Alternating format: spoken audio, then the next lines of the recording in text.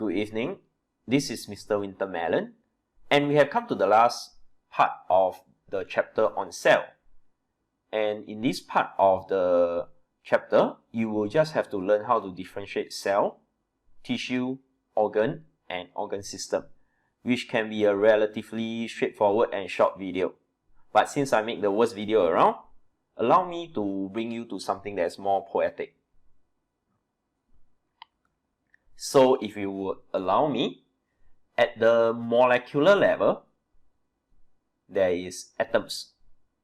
So a few atoms will make up a molecules, and when many of those molecules joined up together, you will get something known as macromolecules. That means big molecules, such as your DNA or your starch. Those macromolecules will in turn form your organelle, and those organelles together, they will form a cell. So you have one cell, and a few of those similar cells will form tissue, very similar to how atoms form molecules. Then those tissue will go on to form an organ with different types of tissue, something like your organelle. So a few of those organs will gather to form an organ system, and finally, it will make an organism. So it's quite poetic in the sense that at the atomic level, there's one atom, just like there's one cell. Then a few cells will form a molecule, just like a few cells will form a tissue.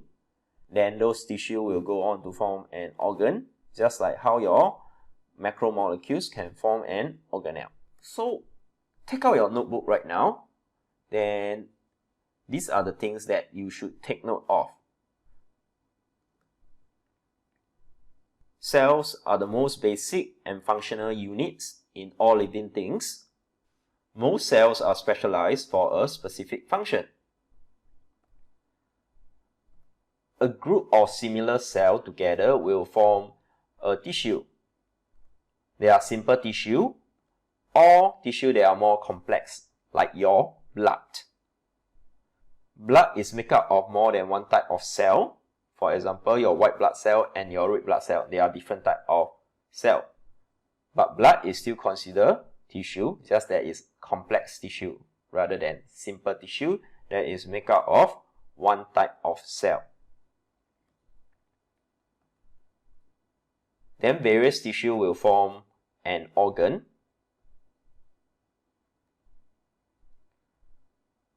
And several organs are organized into organ system.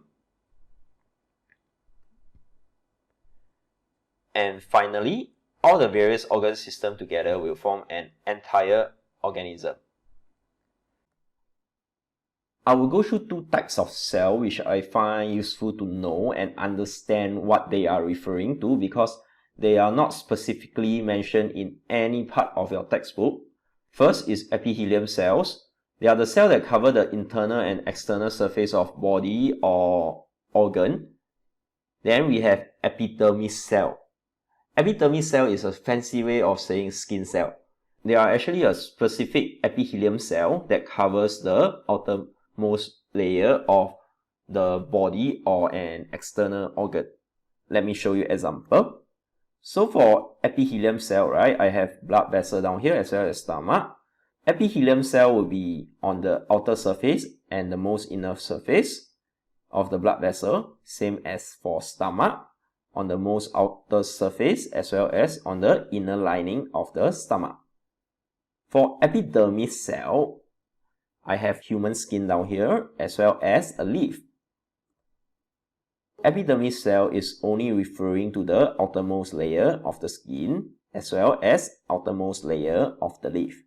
How I remember is epidermis. Dermatology is a doctor you see for your skin. So epidermis refers to the skin, while epithelium can be referring to epidermis, but it is generally used to referring to the lining that covers the internal organs. Finally, the most important thing to copy down for this video is this table. While it is important to understand the meaning of cell, tissue, organ, and organ system, this table will give you the actual example of what is tissue and what is organ and what are the example of organ system. Now that you have finished copying the thing, you can stop watching the video, or you can continue watching for some more poetic stuff. The question I want to ask here is human just a colony of cell? If we look at the example of bee, right? In a bee colony, there is the queen, as well as the drone, which is the adult male. So the function of the queen as well as the male, they are there to mate and pass on their gene to the offspring. Then there's also the workers, which are unable to pass on their gene, they are unable to reproduce. But what they are good for is to bring food to the colony and to help the queen pass on its gene. So isn't it the same for human? Aren't the rest of our cell helping our reproductive organs to pass on their gene? Because our reproductive organs are like the queen and the drone. They function to pass on the gene, while the rest of the body are like the workers. They are unable to pass on their gene, but what they are good in is to help the reproductive cell or the reproductive system to pass on their genetic information. The same can be said about termites. So you might know the social termites, they have these very distinct, huge mandibles.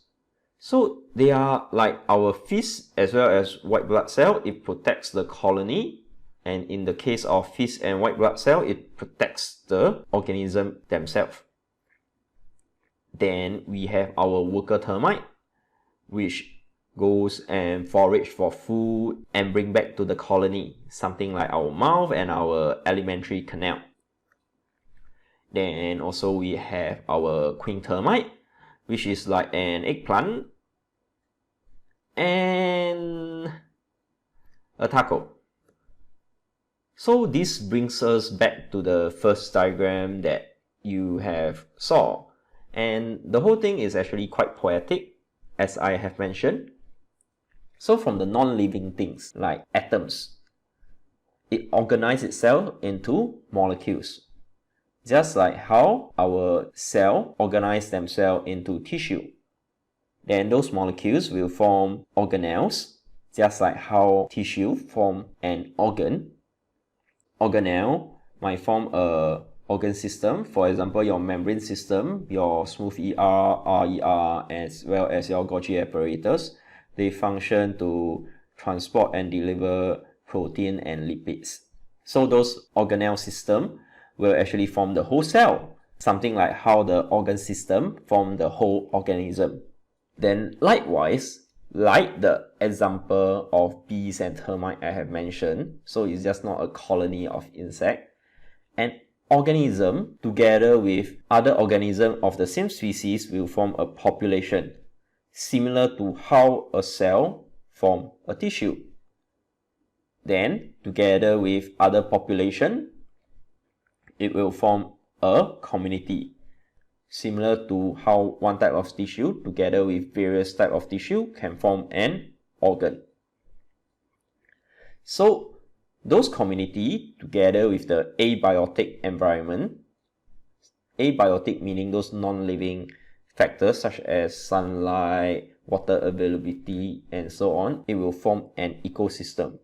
Something like how the organ together with other components can form an organ system.